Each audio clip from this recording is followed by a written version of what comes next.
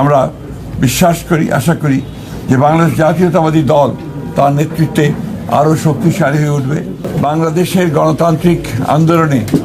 যে ভূমিকা রেখেছেন এটা নিঃসন্দেহে অত্যন্ত উল্লেখযোগ্য এবং আমার বিশ্বাস যে আগামী যদি কখনো ইতিহাস লেখা হয় গণতন্ত্রের আন্দোলনের সংগ্রামের, সেই সময় আপনাদের যে অবদান সেই অবদান সেখানে লিপিবদ্ধ থাকবে। আমাদের এই কেন্দ্রীয় অফিস এটা আমাদের কাছে অত্যন্ত প্রিয় আমাদের এই অফিস, কারণ এখান থেকে পরিচালিত হয়েছে গণতন্ত্রের উত্তরণের সংগ্রামের সমস্ত আন্দোলনগুলো এবং এই অফিস থেকেই আমরা আমাদের নেত্রী দেশনেত্রী বেগম খালেদা জিয়া, যিনি আমাদেরকে ছেড়ে চলে গেছেন, তার নেতৃত্বে তার সভাপতিত্বে আমরা এর অফিসের সামনে বহু সভা করেছি, যেগুলো জনগণকে অনুপ্রাণিত করেছে গণতান্ত্রিক আন্দোলনে ঝাঁপিয়ে পড়ার জন্য। আজকে খুব কষ্টের সঙ্গে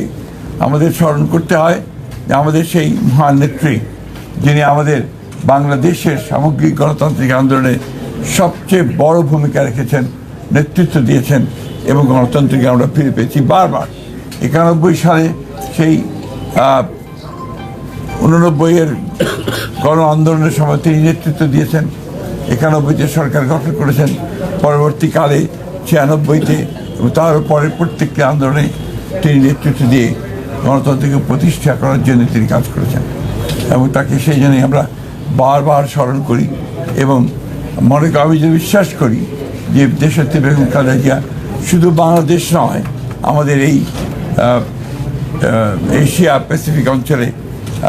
গণতন্ত্রকে প্রতিষ্ঠার জন্যে যে সমস্ত নেতারা নেতৃত্ব দিয়েছেন তাদের মধ্যে নিঃসন্দেহে অন্যতম। আমরা তার চাই যে আল্লাহ তাআলার কাছে প্রার্থনা করি যে তাকে যেন বেহেশত নসিব করা হয়, তার রুহের মাগফিরাত কামনা করি। আমরা এখন নতুন এক বাংলাদেশের জন্য কাজ করছি, স্বপ্ন দেখছি। আমাদের নেতা, আমাদের তরুণ নেতা, আমাদের দলের চেয়ারম্যান এবং বর্তমান প্রধানমন্ত্রী তারেক রহমান সাহেবের নেতৃত্বে এবং অতি অল্প সময়ের মধ্যেই